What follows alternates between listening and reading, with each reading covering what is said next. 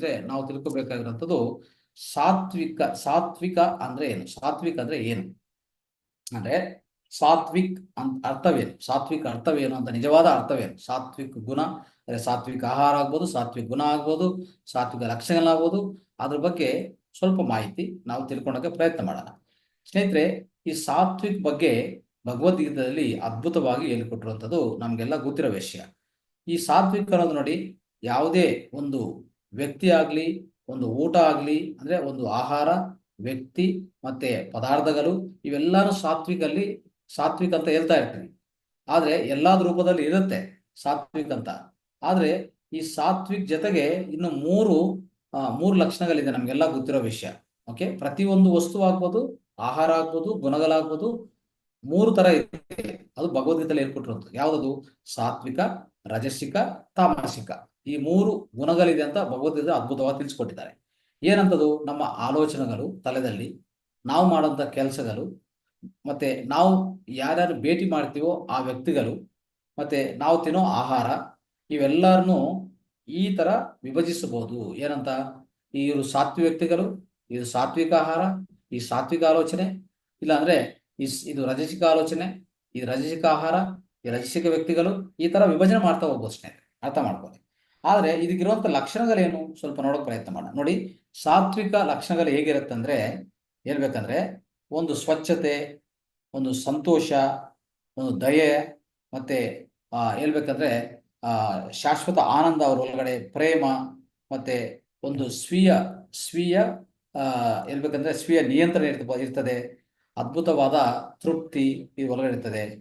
ಇನ್ನೊಂದು ಅಹಿಂಸೆ ಇದ್ರ ಒಳಗಡೆ ಇರ್ತದೆ, ಯಾವುದೇ ಭಯದಿಲ್ಲದಂತ ವಿಷಯ, ಮತ್ತೆ ಅರ್ಪಣೆ ಭಾವನ ಇವ್ರೊಳಗೆ ಇರ್ತದೆ ಸಾತ್ವಿಕಗೆ. ಮತ್ತೆ ರಜಸಿಕ ನೋಡ್ಕೊಳ್ಳಿ, ಆ ರಜಸಿಕ ಹೆಂಗಿರ್ತದೆ ಅಂದ್ರೆ ಒಂದು ಗರ್ವ, ಒಂದು ಅಹಂಕಾರ, ಮತ್ತೆ ರೆಸ್ಟ್ಲೆಸ್ನೆಸ್ ಅಂದ್ರೆ ಒಂಥರ ವಿಶ್ರಾಂತಿ ಇಲ್ಲದೆ, ಒಂಥರ ಆಂಗ್ಸೈಟಿ, ಆಂದೋಲನೆ, ಒಂಥರ ಕೋಪ, ಕ್ರೋಧ, ಮತ್ತೆ ತಾಳ್ಮೆ ಇಲ್ಲಂಥದ್ದು, ಮತ್ತೆ ಭಯ ಇರೋದು, ಮತ್ತೆ ಅನಿಯಂತ್ರಣವಾಗಿರುವಂತ ಕೋರಿಕೆಗಳು, ಮತ್ತೆ ಅವರಲ್ಲಿರುವಂತ ಒತ್ತಡಿ. ಇದು ರಾಜಸಿಕ ಲಕ್ಷಣಗಳು. ತಾಮಕ ಲಕ್ಷಣಗಳು ಹೇಳ್ತದೆ ನೋಡ್ಕೊಳ್ಳಿ, ಸೋಮರಿತನ, ಒಂಥರ ಅಲಸಟೆ, ಒಂಥರ ಡಿಪ್ರೆಷನು, ಖಿನ್ನತೆ ಭಾವನೆ, ಸೋಮರಿತನ ಹೆಚ್ಚಾಗಿ, ಮತ್ತೆ ಒಂಥರ ಅಜ್ಞಾನ, ಇನ್ನೂ ಹೇಳಬೇಕಂದ್ರೆ ದಯ ಇಲ್ಲದೆ, ಒಂಥರ ಜಿಡ್ಡುತನ, ಮತ್ತೆ ಈ ಹೆಚ್ಚು ಕಲ್ಪನೆಗಳು ಮಾಡಿಕೊಂಡು, ಇಂಥ ಲಕ್ಷಣಗಳು ಇಂಥ ವ್ಯಕ್ತಿಯಲ್ಲಿ ಇರ್ತದೆ ಸ್ನೇಹಿತರೆ. ಆದ್ರೆ ಪ್ರತಿ ಒಂದು ವ್ಯಕ್ತಿಗೆ ಈ ಮೂರು ತತ್ವಗಳಿರುತ್ತೆ. ಯಾವ ರೀತಿಯಲ್ಲಿ ಅಂತ ನೀವು ಅರ್ಥ ಮಾಡ್ಕೊಳ್ಳಿ. ಮೂರು ರೀತಿಗಳ ತತ್ವಗಳು ಖಂಡಿತವಾಗಿರುತ್ತೆ. ಯಾವ ತರ ಅಂದ್ರೆ, ಯಾವಾಗ ಈ ಸಾತ್ವಿಕ ಗುಣ ಹೆಚ್ಚಾಗಿರುತ್ತೋ ಅವ್ರ ಒಳಗಡೆ, ಆ ವ್ಯಕ್ತಿ ಒಳಗಡೆ ಈ ಸಂತೋಷ, ತೃಪ್ತಿ, ಮತ್ತೆ ಅವನು ಎಲ್ಲಾ ಇಂದ್ರಿಯಗಳು ನಿಯಂತ್ರಣವಾಗಿಟ್ಕೊಳ್ಳುವಂತ ಲಕ್ಷಣಗಳು ಇರ್ತದೆ. ಯಾವಾಗ ಅವನ ಒಳಗಡೆ ರಾಜಸಿಕ ಹೆಚ್ಚಾಗತ್ತೋ ಆ ಸಮಯದಲ್ಲಿ ಅವನಿಗೆ ಅವಿಶ್ರಾಂತಿ, ಒಂಥರ ಆತಂಕ, ಭಯ, ಕೋಪ ಹೆಚ್ಚಾಗ್ತದೆ. ಯಾವಾಗ ತಾಮಸಿಕ ಹೆಚ್ಚಾಗುತ್ತೋ ಆ ವ್ಯಕ್ತಿಯಲ್ಲಿ ಸೋಮರಿತನ, ಮತ್ತೆ ಅಲಸಟೆ, ಒಂಥರ ಡಿಪ್ರೆಷನ್, ಇದೆಲ್ಲ ಹೆಚ್ಚಾಗ್ತದೆ ಸ್ನೇಹಿತರೆ. ಸೊ ಈ ಮಾಡರ್ನ್ ಲೈಫ್ ಸ್ಟೈಲ್ ನೋಡ್ತಾ ಇದ್ರೆ ಸ್ನೇಹಿತರೆ, ಮಾಡರ್ನ್ ಲೈಫ್ ಸ್ಟೈಲ್ ಇಲ್ಲಿರುವಂತ ಹೆಚ್ಚು ಒತ್ತಡಿ ಮತ್ತೆ ವಿಷ ಪದಾರ್ಥಗಳು ಏನಾಗ್ತಾ ಇದೆ. ಸೊ ಪ್ರತಿಯೊಬ್ಬರು ರಜಸಿಕ, ತಾಮಸಿಕ ಈ ಎರಡು ಮಧ್ಯದಲ್ಲಿ ಹೋಗ್ಲಾಡ್ತಾ ಇರ್ತಾರೆ. ಒಂಥರ ಅಲ್ಲಿ ಇಲ್ಲಿ ಓಡಾಡ್ತಾ ಇರ್ತಾರೆ. ಒಂದ್ಸರಿ ರಾಜಸಿಕ ಕ್ಯಾರೆಕ್ಟರು, ಒಂದ್ಸರಿ ತಾಮಸಿಕ ಕ್ಯಾರೆಕ್ಟರ್ ಇತ್ತ ಬರ್ತಾ ಇರ್ತಾ ಹೋಗ್ತಾ ಇರ್ತಾರೆ. ಯಾಕಂದ್ರೆ ಇಲ್ಲಿರುವಂತ ಟಾಕ್ಸಿನ್ಗಳು ಇದೆಲ್ಲ ಇದೆ ಸ್ನೇಹಿತರೆ, ಅರ್ಥ ಮಾಡ್ಕೊಳ್ಳಿ.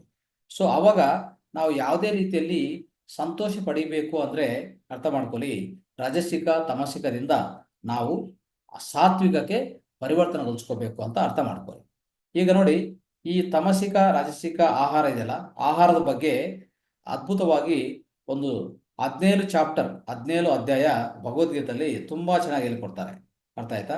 ಸೊ ಅಂದ್ರೆ ಏನ್ ಹೇಳ್ತಾರೆ ಅಂದ್ರೆ, ಯಾವುದೇ ರೀತಿಯಲ್ಲಿ ಒಂದು ಅದ್ಭುತವಾದ ಆರೋಗ್ಯ, ಅದ್ಭುತವಾದ ಜೀವನ, ಮತ್ತೆ ನಾವು ಈ ಸ್ವಚ್ಛದ ಜೀವನ, ಮತ್ತೆ ಅದ್ಭುತವಾದ ಶಕ್ತಿ, ಮತ್ತೆ ಅದ್ಭುತವಾದ ಆರೋಗ್ಯ, ಒಂದು ಸಂತೋಷ, ತೃಪ್ತಿ, ಇಂಥದೆಲ್ಲ ನಮ್ಗೆ ಕೊಡಬೇಕು ಅಂತಂದ್ರೆ ಈ ಸಾತ್ವಿಕ ಆಹಾರ ಕೊಡತ್ತೆ. ಆ ಸಾತ್ವಿಕ ಆಹಾರ ಏನಪ್ಪಾ ಅಂದ್ರೆ ಜ್ಯೂಸುಗಳು, ಮತ್ತೆ ಈ ಸಿರಿಧಾನ್ಯಗಳಿಂಥದ್ದು, ಮತ್ತೆ ಇಂಥದ್ದು ಯಾವುದು ನಮ್ಮ ಹೃದಯಕ್ಕೂ ಹತ್ರವಾಗಿರತ್ತೋ ಅವೆಲ್ಲಾನು ಸಾತ್ವಿಕ ಆಹಾರ ಅಂತ ಹೇಳ್ತಾರೆ. ಇದೆಲ್ಲ ಹೇಳ್ತಾ ಇರ್ತಾರೆ. ಇದು ನೋಡಿ, ರಾಜಸಿಕ ಆಹಾರ ಬಗ್ಗೆನೂ ಹೇಳ್ತಾರೆ. ಯಾವುದೇ ಒಂದು ಹೆಚ್ಚು ಕಹಿ ಇರೋದು ಅಲ್ವಾ, ಹೆಚ್ಚು ಹುಳಿ ಇರೋದು ಆಹಾರ, ಹೆಚ್ಚು ಉಪಾಂಶ ಇರೋದು, ಇಂಥದೆಲ್ಲಾನು ಹೆಚ್ಚು ಉಷ್ಣತೆ ಇರೋದು, ಇಂಥ ಎಲ್ಲಾ ವಿಷಯ ಇಂಥ ಆಹಾರ ಏನಿದೆಯೋ ಅದು ಹೇಳ್ಬೇಕಂದ್ರೆ ಅದು ನಮ್ಗೆ ಹೆಚ್ಚು ನೋವು ಕೊಡುತ್ತೆ, ಒಂಥರ ನಮ್ಮ ಒಳಗಡೆ ನಮಗೂ ಒಂದು ವ್ಯಾಧಿ ತಂದು ಕೊಡ್ತದೆ ಅಂತ ಈ ಆಹಾರವನ್ನು ರಜಸಿಕ ಆಹಾರ ಅಂತ ಹೇಳ್ತಾರೆ. ತಾಮಸಿಕ ಆಹಾರ ಅಂತ ಯಾವ್ದು ಕರೀತಾರೆ ಅಂದ್ರೆ ಭಗವದ್ಗೀತೆಯಲ್ಲಿ ನೀವು ಒಂದು ಆಹಾರ ತಯಾರು ಮಾಡಿದ ಮೇಲೆ 3 ಗಂಟೆ ಬಿಟ್ಬಿಟ್ಟು ತಿಂತಿರಲ್ಲ. ಒಂದು ಆಹಾರ ತಯಾರು ಮಾಡಿ 3 ಗಂಟೆ ವ್ಯವಧಿ ಆದ್ಮೇಲೆ ನಾವು ಆಹಾರ ಸೇವನೆ ಮಾಡ್ತೀವಿ ನೋಡಿ, ಅದು ಒಂಥರ ಯಾವುದೇ ರುಚಿ ಇಲ್ಲ ಅಂತ ಆಗ್ತದೆ. ಹೇಳ್ಬೇಕಂದ್ರೆ ಅದು ಕುಗ್ಗೋಗ್ತದೆ ಅಂತ ಕುಲ್ಲು ಅಂತ ಆಗ್ತದೆ, ಕುಲ್ಲಿ ಆಗ್ತದೆ, ಒಂಥರ ಡಿಕಂಪೋಸ್ ಆಗ್ಬಿಡ್ತದೆ, ಅಸ್ವಚ್ಛತೆ ಹೆಚ್ಚಾಗಿರ್ತದೆ ಅದರಲ್ಲಿ.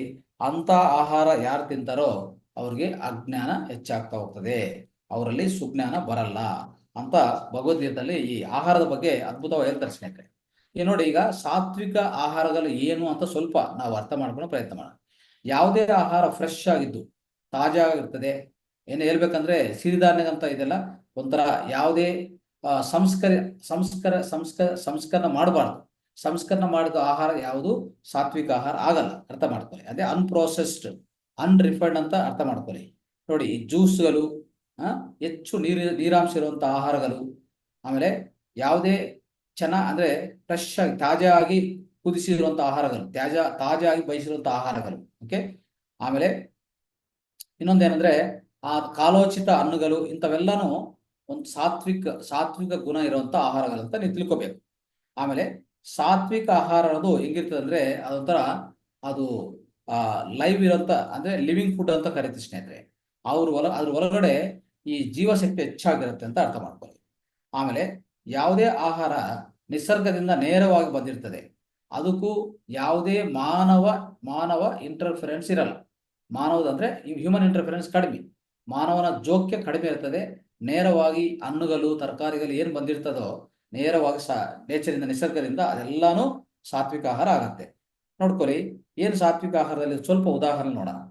ಎಲ್ಲ ಹಣ್ಣುಗಳು ಅಂದ್ರೆ ವಾಟರ್ ಮೆಲನ್ ಆಗಲಿ, ಆರೆಂಜ್ ಆಗಲಿ, ಪಪಾಯ ಆಗಲಿ, ಆ್ಯಪಿಲ್ ಆಗಲಿ, ಈ ಗ್ರೇಪ್ಸ್ ಆಗಲಿ, ದ್ರಾಕ್ಷಿ ಆಗಲಿ ಎಲ್ಲ, ಆಮೇಲೆ ಎಲ್ಲ vegetables, bottle guard, ridge guard, ಹೇಳ್ಬೇಕಂದ್ರೆ ಕ್ಯಾರೆಟು, ಬೀಟ್ರೂಟು, ಈ ಕೊತ್ತಂಬರಿ, ಎಲ್ಲ ಸೊಪ್ಪುಗಳು ಎಲ್ಲಾನು, ಮತ್ತೆ ಈ ಕೋಕೋನಟ್ಟು, ಈ ಅಂದ್ರೆ ಕೊಬ್ಬರಿ ಅಲ್ವಾ, ಆಮೇಲೆ ಈ ನೆನೆಸಿದ ಬೀಜಗಳು, ಇವೆಲ್ಲಾನು ಅದ ಕೆಳಗಡೆ ಬರುತ್ತೆ. ಇನ್ನು ಹೇಳ್ಬೇಕಂದ್ರೆ ಬ್ರೌನ್ ರೈಸು, ಸಿರಿಧಾನ್ಯಗಳು ಇವೆಲ್ಲಾನು ಇದು ಕೆಳಗಡೆ ಬರುತ್ತೆ ಸ್ನೇಹಿತರೆ. ಇವೆಲ್ಲ ರಾಜಸಿಕ್ ಫುಡ್ ನೋಡ್ಕೊಂಡ್ರೆ, ರಾಜಸಿಕ್ ಫುಡ್, ಈ ರಾಜಸಿಕ ಆಹಾರ ಹೇಗಿರ್ತದೆ ಗೊತ್ತಾ, ತುಂಬಾ ಕಹಿಯಾಗಿ, ತುಂಬಾ ಹುಳಿ, ತುಂಬಾ ಸಾಲ್ಟು, ಇಂಥದ್ದೆಲ್ಲ ಇರ್ತದೆ ಸ್ನೇಹಿತರೆ. ಇಂಥದ್ದೆಲ್ಲಾನು ನಾವು ರಾಜಸಿಕ ಆಹಾರ ಅಂತಾನೆ ಕರಿತೀವಿ. ಇದು ಒಂಥರ ಡ್ರೈ ಆಗಿ ಹಾಟ್ ಆಗಿರುವಂತ ಆಹಾರನೂ ಇರ್ತದೆ. ಇದರಲ್ಲಿ ಏನೇನು ಇರ್ತದೆ ಅಂದ್ರೆ ಇದ್ರ ಹೊರಗಡೆ ಹೆಚ್ಚು ಸಾಲ್ಟು, ಹೆಚ್ಚು ಸ್ಪೈಸಸ್, ಅಂದ್ರೆ ಈ ಸ್ಪೈಸಸ್ ಹೆಚ್ಚಿರುತ್ತೆ, ಸಾಲ್ಟ್ ಹೆಚ್ಚಾಗಿರುತ್ತೆ ಇಂಥ ಆಹಾರ, ಅರ್ಥ ಮಾಡ್ಕೊಳ್ಳಿ. ಸ್ಪೈಸಸ್ ಹೆಚ್ಚಿರೋದನ್ನು ಖಂಡಿತವಾಗಿ ಅದು ರಾಜಸಿಕ. ಏನು ಉದಾಹರಣೆಗಳು ನಿಮ್ಗೆ ಗೊತ್ತಿರೋ ವಿಷಯ, ಸಾಲ್ಟು, ಈ ರೆಡ್ ಚಿಲ್ಲಿ ಮತ್ತೆ ಗರಂ ಮಸಾಲ, ಈ ವಿನಿಗರ್ಸ್ ಇವೆಲ್ಲ. ಈ ಇನ್ನು ಹೇಳ್ಬೇಕಂದ್ರೆ ವೆರಿ ಅಂದ್ರೆ ಹೆಚ್ಚಾಗಿ ಉಷ್ಣತೆ ಇರುವಂತ ವಾಟರು, ಹೆಚ್ಚು ಉಷ್ಣತೆ ಇರುವಂತ ಹರ್ಬಲ್ ಟೀ, ಇವೆಲ್ಲಾನು ರಾಜಸಿಕದಲ್ಲೇ ಬರ್ತದೆ. ಓಕೆ, ತಾಮಸಿಕ ಫುಡ್ ನೋಡ್ಕೊಳ್ಳಿ. ಯಾವುದೇ ಆಹಾರ ನೋಡಿ, ಯಾವುದೇ ಆಹಾರ 3 ಗಂಟೆ ಅಂದ್ರೆ ನಾವು ಬಯಸಿದೋ ಮತ್ತೆ ತಯಾರು ಮಾಡಿದ ಮೇಲೆ 3 ಗಂಟೆ ಆದ್ಮೇಲೆ ತಿನ್ನೋ ಆಹಾರ ತಾಮಸಿಕ ಆಹಾರ ಆಗತ್ತೆ. ಆದ್ರೆ ಒಂಥರ ಹೇಳ್ಬೇಕಂದ್ರೆ ಈ ಮಾಂಸ, ಈ ಮೀನು ಇದೆಲ್ಲ ಮಾಡ್ತಾರೆ ನೋಡಿ, ಅದರಲ್ಲಿ ತುಂಬಾ ಕೆಟ್ಟ ಸ್ಮೆಲ್ ಬರ್ತಾ ಇರ್ತದೆ. ಇದೆಲ್ಲ ತಾಮಸಿಕ ಆಹಾರ ಅಂತ ಸ್ನೇಹಿತರೆ. ಈ ತಾಮಸಿಕ ಆಹಾರ ಒಂಥರ ಸತ್ತೋಗಿರುವಂತ ಆಹಾರ, ಇದು ಅರ್ಥ ಆಯ್ತಾ. ಈ ತರ ಸತ್ತೋಗಿರುವಂತ ಆಹಾರ ತಿಂದ್ರೆ ಅದೇ ನಮ್ಮ ದೇಹಕ್ಕೆ ಪರಿವರ್ತನೆಗೊಳಿಸ್ಕೊಂತದೆ, ಅದು ನಮ್ಮ ದೇಹ ಒಳಗಡೆ ವ್ಯಾಧಿಯಾಗಿ ಪರಿವರ್ತನೆ ಆಗ್ತದೆ ಸ್ನೇಹಿತರೆ, ಅರ್ಥ ಮಾಡ್ಕೊಳ್ಳಿ. ಉದಾಹರಣೆಗಳು ಏನಿರ್ತದೆ ಹೇಳ್ಬೇಕಂದ್ರೆ ಈ ಎಲ್ಲಾ ಪ್ಯಾಕೇಜ್ಡ್ ಫುಡ್ ಸ್ನೇಹಿತರೆ, ನಮ್ಮ ಸೂಪರ್ ಮಾರ್ಕೆಟ್ ಸಿಗುವಂತ ಎಲ್ಲಾ ಪ್ಯಾಕೇಜ್ಡ್ ಫುಡ್ಡು, ಬಾಟಲ್ಡ್ ಫುಡ್ಡು, ಟಿನ್ನಲ್ಲಿ ಹಾಕೊಡ್ತಾರೆ, ಟಿನ್ನಲ್ಲಿ. ಮತ್ತೆ ಈ ಮಾಂಸ, ಮೀನು, ಎಗ್ಸು ಇವೆಲ್ಲಾನು ತಾಮಸಿಕ ಆಹಾರ.